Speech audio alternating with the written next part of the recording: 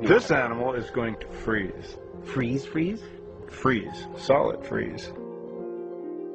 That touch of ice immediately sets off signals inside the frog, says Professor John Costanzo, that pulls water away from the center of its body, so the frog's internal organs are now wrapped in a puddle of water that then turns to solid ice.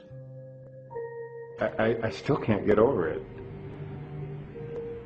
It's really an amazing thing. There is no breathing, no kidney function. The heart stops. And there'll be no heartbeat for a long period of time. You mean as in no heartbeat? Right. Nothing. Flatline. Flatline? For an hour or two? It could be for days, perhaps even weeks. Really? It sounds like it's virtually dead, no? We know that the frog isn't dead, but he's probably about as close as you can get. To being dead? Yes. So, from the outside, this little frog feels like a rock. Except that as it froze, the frog flooded itself with a kind of sugar. The frog's blood sugar is distributed through the circulatory system. It works like an antifreeze. It's harder for the water to freeze, so cells stay just damp enough for the animal to hold itself together. Until the springtime,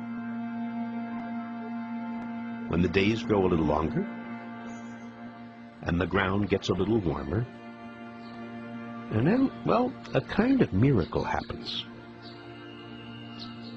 After weeks or months of no heartbeat, none, suddenly there's a pulse.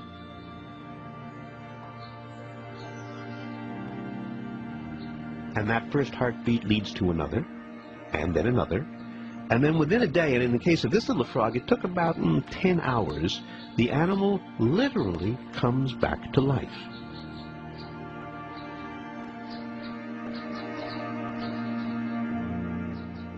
Spontaneous resumption of function.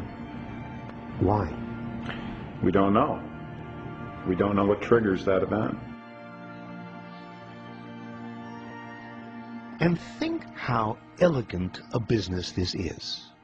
Because although the sun is warming up the outside of this little guy, somehow his insides, his heart, his brain, they thaw first.